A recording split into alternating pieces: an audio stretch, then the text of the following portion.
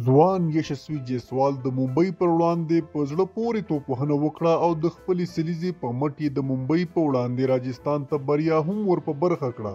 د آی پی ایل 88مه لوبه کې ممبۍ انډینز ټاس وګټلو او توپوهنه یې غوره کړه. ممبۍ ډیره کمزورې توپوهنه پیل کړه چې د مجموعي شپږ منډو باندې روهیت شرما اوټ شو چې شپږ منډې یې کړې وې او همداراز ایشان کشن هم اوټ شو چې هیڅ منډه یې نه وه کړې. ورپسې سوریا کومار یادو هم یوازې 10 منډې کړې وې او وکټ یې له لاسه ورکړه. محمد نبي هم نن چانس درلود چې ښه لوبه ترسره کړي خو په 18 توپونو د 30 منډو جوړولو وروسته د چاهل لخوا اوټ شو.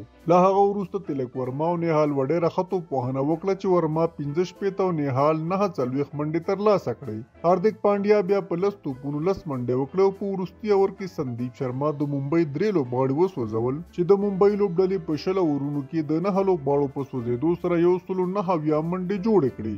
د راجستان لخوا نه سندیپ شرما ډیره ښکلې توپچونه وکړه او د 13 منډو په بدل کې 15 لوبغاړي اوټ کړل. همداراز ټرنټ بولټ هم 2 وکټې ترلاسه کړې. راجستان رایلز د 180 منډو په تعقیب کې چټکه توپوهنه پیل کړه. باران هم لوبه د څه وخت لپاره وځنډوله خو د لوبې اورونه راکم نشول. د راجستان پیلوزو توپوهونکو 94 منډې ملګرتیا وکړه چې جاس بټلر د 15 منډو کولو وروسته اوټ شو او له هغه وروسته د یشسوي جیسوال د ملګرتیا لپاره سنجو سمسون میدان ته راغی او دواړو په ګډه راجستان تر بریا ورساوه.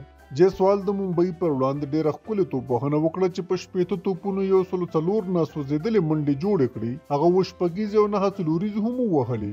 راجستان په 48.4 اورونو کې د 1 وکټې په تاوان سره یاد هدف پوره کړ او د 9 وکټو په ستر توپیر یې ممبۍ ته ماتې ورکړه. د یادولو وړ ده چې دا د راجستان رایلز 8مه لوبه وه چې 9مه بریا یې خپله کړه او د 14 نمرو سره د جدول تر ټولو مخکښه لوبډله ده. همداراز ممبۍ بیا په 8مه لوبه کې 15 ماتې سره هم مخ شوه.